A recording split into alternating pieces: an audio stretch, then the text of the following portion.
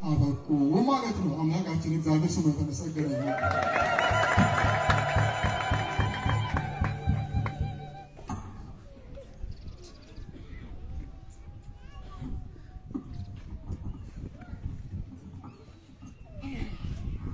እግዚአብሔር ከሁላችን ጋር ይሁን። እንግዲህ አሁን ብዙ የሞቱብን ልጆች አሉ፣ የታረዱብን ልጆች አሉ፣ አሁን ብዙ በጥቃት ያለፉ ልጆች አሉና ስለዚህ እኛም ደግሞ ማልቀስ ያስፈልጋል ማለት ልጆቻችን ያስነክሩ ነው።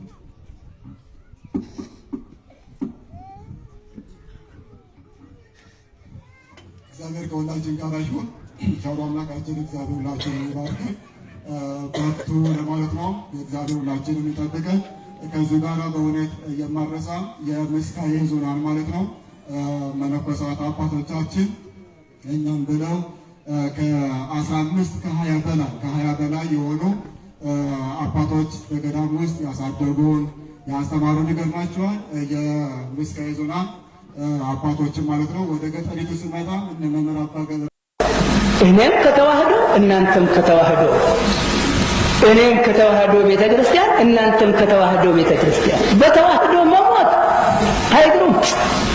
አይግሩም ተት ትገኝ ልቦና አሁን ቢመጣ እኮ እኔው ነኝ አስቀድሜ ምሮጠው።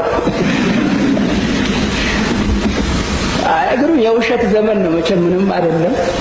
እስካልመጣ ድረስ መዋሸት እንችላለን።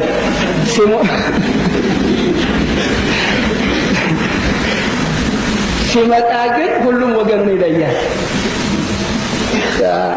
የመብያ ቤተክርስቲያን ናት፣ ጥሩ ነው እንብላባት። ያ እውነቱ ተገልጾ እስክንሄድባት ድረስ የሆነ ሆኖ የቤተክርስቲያናችን አምላክ የጴጥሮስ የጳውሎስ አምላክ የአብርሃም የይስሐቅ የያዕቆብ አምላክ የነ ኖህና የነ ሄኖክ የነ አቤል አምላክ በረድኤት ሳይለያት ይህችን ቤተክርስቲያን ብዙ ሰዎች በትምክህት በእብሪት በገንዘብ ተመክተው ሊያንገላቷት ተነሳስተዋል። አትንገላታም። እሷ ግን አምላኳ አያንገላታትም። እንደነሱ ቆርጦ መምጣት ቢሆን ይህን ያህል ሰው በዚህ ቦታ መገኘት ቀርቶ አንድ የተዋህዶ ልጅ አይገኝም የሚል ተማምለው ነበር የመጡት። አገራችን እንዲህ በዋዛ የምትፈነከት ራስ አይደለችም። የዋዛ ራስም አይደለችም። ራሷ በሱስንዮስ ጊዜ እንኳን የነበረውን ታሪክ ስታነቡ ካህኑ ሳይሆን ገበሬው ነው ልሰዋ ለሃይማኖቴ ልሰዋ ለተዋህዶ ገበሬው ነው። እርፉን ጨብጦ ሞፈሩን ጨብጦ መጥቶ እሰዋለሁ። ኢትዮጵያ ሮሚያን አትሆንም፣ ሮሚያም ኢትዮጵያን አትሆንም። ኢትዮጵያም ኢትዮጵያዊነቷን፣ ሮሚያም ሮሚያነቷን፣ እኔም ተዋህዶነቴም አንተን ካቶሊክነትን። ከዓለም አዝምሮ የመጣ ገንዘብ የጠፋ ለታ ግን ጉዳቸው ይወጣል። ጉድ ሳይወልዱ አይቀርም። ጉድ ወልደው ላያቸው ብቻ እግዚአብሔር ጎደኞች ቤተክርስቲያናቸውን ዘግተው ቤተክርስቲያናችን ሊከፍቱ መጡ።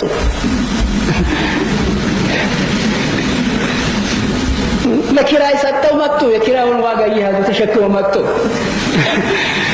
የአውሮፓ ወጣት በጫማ ጥፊ ከዛ ሲመጣቸው ሲመጣው ከምዘው ይወደዱ።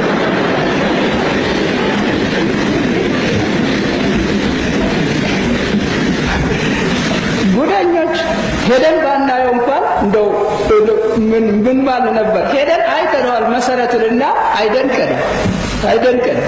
በአመት 2 ጊዜ ጨረታ የሚሸጥበት ቤተክርስቲያን አላቸው። ጉድ ብትሉ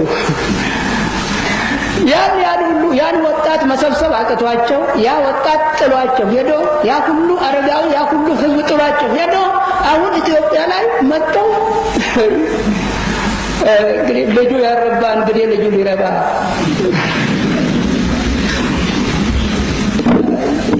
ነው።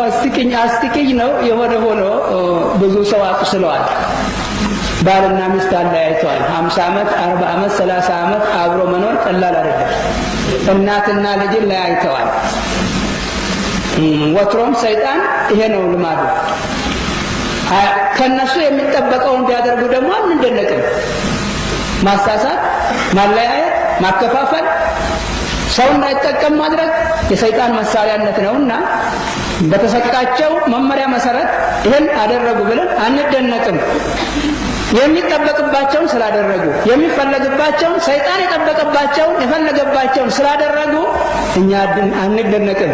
የሆነ ሆኖ ተሰርጅተን መውደቅ የለብንም። እናንተ አስተምሩ፣ አትቀውልጉ። እመቤታችን እንኳን በረሃ ለበረሃ ስትንከራተት መልኳ ልውጥ አላለ፣ አልተለወጠም መልኳ። ታዲያ የእመቤታችን ልጅ ይለወጣል? ለምን ይለወጣል? ለምን? ተዋህዶ እምነታችን፣ እሸቷ እናታችን፣ ማሯ እናታችን፣ ወተቷ እናታችን፣ ሰማይ ሆና ወተት ከሰማይ የምታዘንበው እናታችን ከተዋህዶ እምነታችን ማንም ያላቅቀን? ማንም የሚያላቅቀን? ገንዘብ ገንዘብ አውሮፓ የደረቀ ለካስ ወደ ገባል እና እግዚአብሔር ከሁላችን ጋር ይሁን። ሰርቆን ያሰራን ፈጣሪያችን በቸርነቱ ይመግበን። ቀሪውን ክፍለ ጊዜ እግዚአብሔር የተቀደሰ የተባረከ ክፍለ ጊዜ አስተማሪዎች ምስጢሩ የሚገለጽላቸው ሰማያን ጆሮአቸው አእምሯቸው በርቶ የሚከፈትላቸው ያደርግልን። ማህበሩን ያስፋልን እግዚአብሔር። ይሄ ማህበር ቀላል አስተዋጽኦ አይደለም የሚያደርገው፣ ቀላል አስተዋጽኦ አይደለም። እኔ አውሮፓ በሙሉ ዞር ያለው አይቻለሁ። እዚያም የዚሁ አይነት ጠባይ ነው ያለው። ታላቅ እንቅስቃሴ ነው። ታላቅ የተዋህዶ ምን ብዬ ልናገር? የተዋህዶ መብራቷ ነው። ታላቅ እንቅስቃሴ ነው።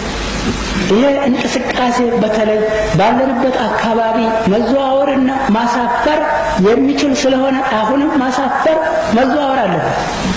ኢኮኖሚ ነው እነሱም ተሸክሞ የመጡት ሌላ አይደለም። ሃይማኖት ባልጠውን አይደለም። እውር ሊያበሩ ሲናገሩ የማያፍሩ የእሱ ልቦና ታውሮ የሌላ ሊያበራ